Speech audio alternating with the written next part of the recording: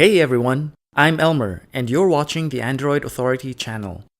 Today I'll be comparing the two kinds of Jelly Bean, Android 4.1 and Android 4.2. Some love the newer version. Others find it overhyped and prefer the previous Jelly Bean.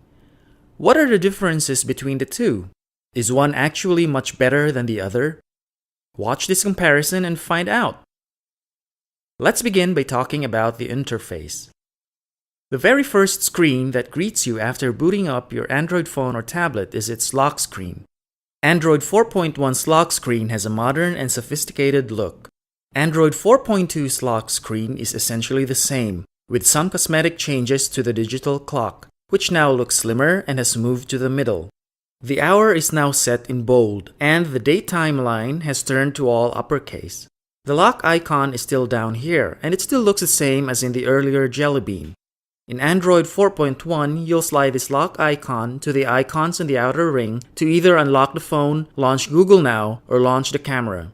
In Android 4.2, only the unlock icon is present on the outer ring. To unlock the device, just slide the lock icon to the outer ring.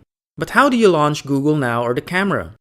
Google Now has its own lock screen icon in Android 4.2, a dotted circle right here in the center of the navigation bar.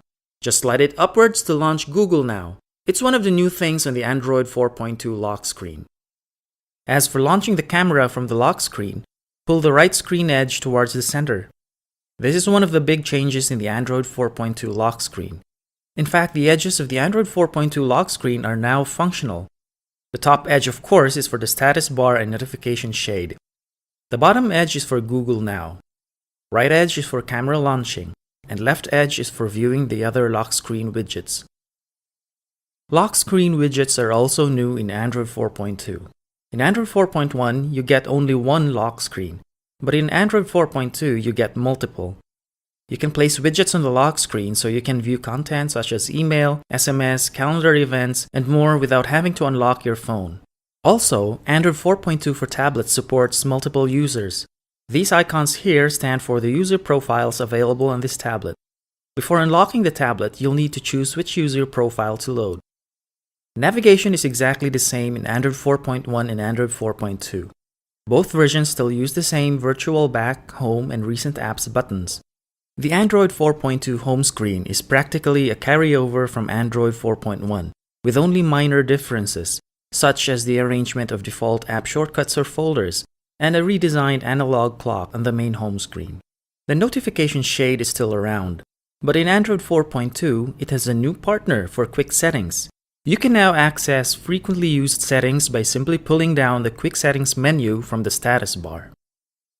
The stock keyboard in Android 4.1 is an excellent keyboard. It's easy to use and it has a lot of useful features such as voice-to-text, multilingual support, next word prediction, autocorrection, and more. The stock Android keyboard has become more amazing in Android 4.2, especially with the introduction of gesture typing. This works like swipe. Just slide your finger across the keyboard. No more tapping. Android 4.1 has features that make it a more accessible mobile operating system, including TalkBack, text-to-speech output, large text, and the like.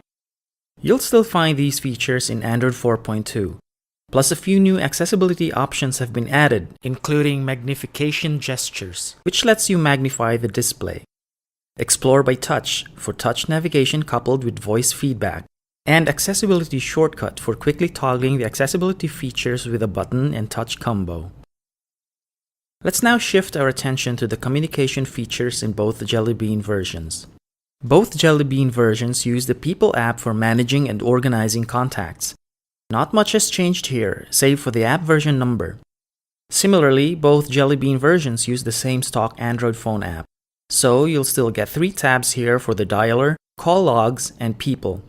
Android 4.2, however, offers a better call logs list because you can now filter your call logs. The messaging app handles composition, sending, receiving, and managing SMS and MMS messages. Android 4.2's messaging app works essentially in the same way as Android 4.1's. But the newer Android includes a cell broadcast option, which lets you receive important alerts about emergencies and threats to life and property. Gmail is still the reigning default email client in both Android versions, But for those who don't want to use Gmail or Gmail app, the stock email app is also available. The email app in both Android versions supports POP3, IMAP, and Exchange protocols. The app drawer is exactly alike in both versions of Jelly Bean. Not much has changed here either. The app icons are still arranged on a grid, and you still get separate tabs for apps and widgets. Apps and widgets management hasn't changed much in Android 4.2. Installing and removing apps is still very much like in Android 4.1. The Google Play Store, of course, is still the primary and preferred source of apps. You'll still need to grant permissions to apps that you want to install. And of course, you can still install apps that you got from other sources other than the Play Store. Among the changes I noticed is the absence of the Latitude app in Android 4.2. However, Latitude can still be accessed from the Maps app, like in Android 4.1. The analog clock widget in Android 4.2 also underwent some transformation from Android 4.1. I actually like the new one. Android 4.2 also comes with a digital clock widget, which Android 4.1 was deprived of. And while we're talking about clocks, the clock app in Android 4.2 has greatly improved. It now includes tabs for a stopwatch and a countdown timer. I also noticed some improvement in the app info screen in Android 4.1. Although the app info page remains essentially similar to that in Android 4.1, I appreciate the improvement in the list of app permissions. I find the new permissions list easier to understand than the one in Android 4.1. For a long time, Android's default browser had been the stock Android browser, but when Google Chrome for Android started appearing, we suspected that it would eventually take the stock Android browser's place. And it has.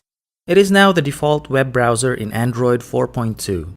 Though the Chrome takeover will not come as a big surprise among tablet users, Chrome has been the default web browser on tablets starting with Android 4.1. It is actually the default browser on the Nexus 7 running Android 4.1. Search is handled by Google now by default in both Android 4.1 and 4.2. It brings together into just one app several of Google's search services, such as Voice Search, Google Goggles, Web Search, Videos, and more. Launch Google Now from the home screen by tapping the Google search bar or from anywhere by swiping the home button upwards. Accessing Google Now from the lock screen, however, differs in the two Androids. In Android 4.1, you do it this way. In Android 4.2, you swipe the Google Now icon upwards like this. Among the several differences between Android 4.1 and 4.2, the changes in the camera app are among the most observable. For one, lock screen access to the camera has changed a lot. In Android 4.1, it's like this. But in Android 4.2, it's like this. The new camera user interface also looks different. In fact, I find the Android 4.2 camera more appealing and less cluttered. As you can see here, the viewfinder takes up nearly all the display area, and the buttons do not occupy too much screen space and are not obtrusive, unlike this one in Android 4.1. The square focus indicator in Android 4.1 has taken on a circular shape in Android 4.2. Long tapping on the viewfinder in Android 4.1 does nothing, but in Android 4.2, the action brings up the circular settings menu. Panoramic shooting mode is still available in both Androids, of course, but in Android 4.2, you also get the photosphere feature, which lets you capture 360-degree photos of your surrounding. The silly faces and background effects in Android 4.1 have been removed in the Android 4.2 video camera. Time-lapse mode, though, is still available in both versions.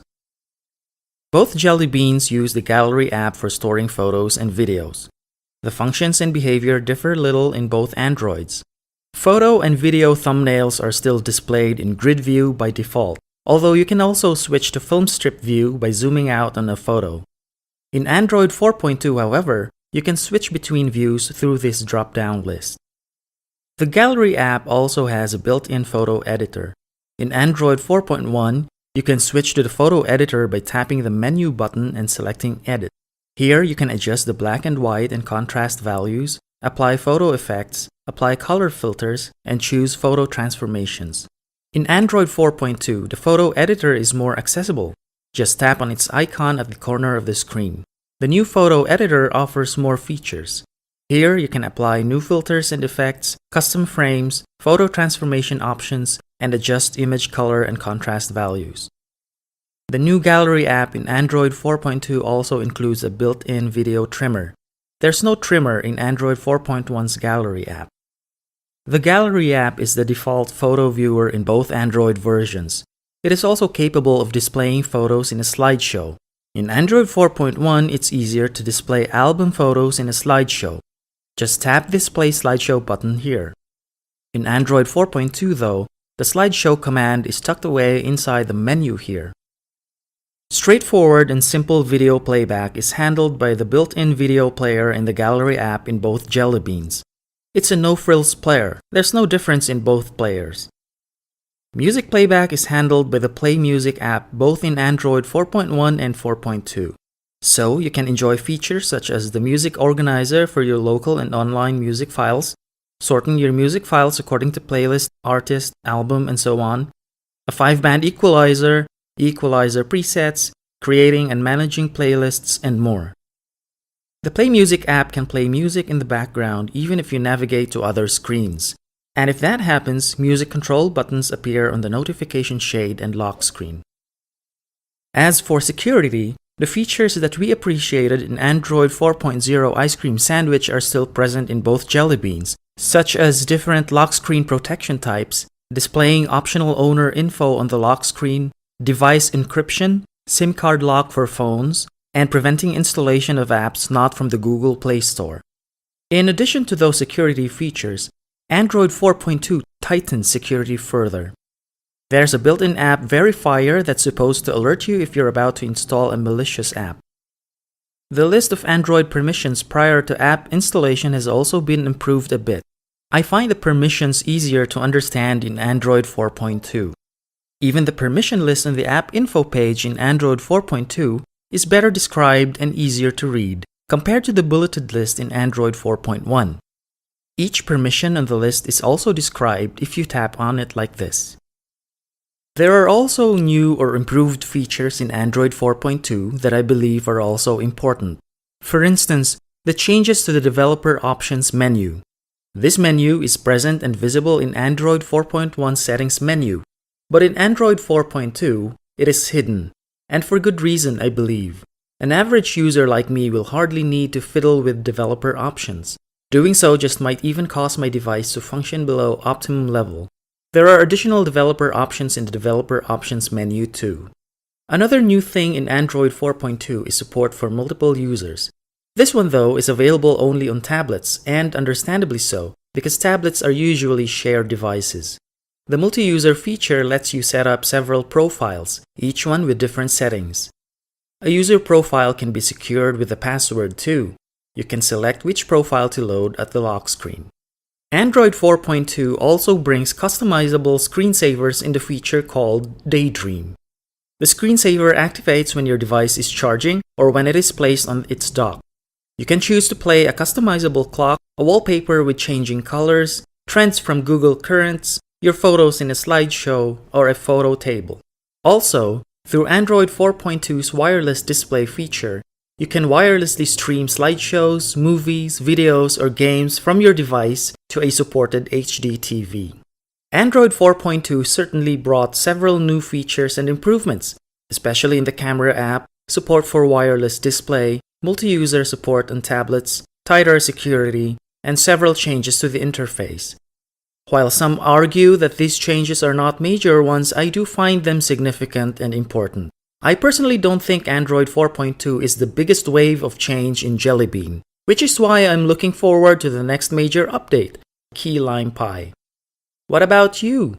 Is Android 4.1 good enough for you? Or are the changes in Android 4.2 attractive enough for you to want it so bad? Let us know in the comments. Get more Android news and reviews at androidauthority.com and from our YouTube channel. This is Elmer. Thanks for watching.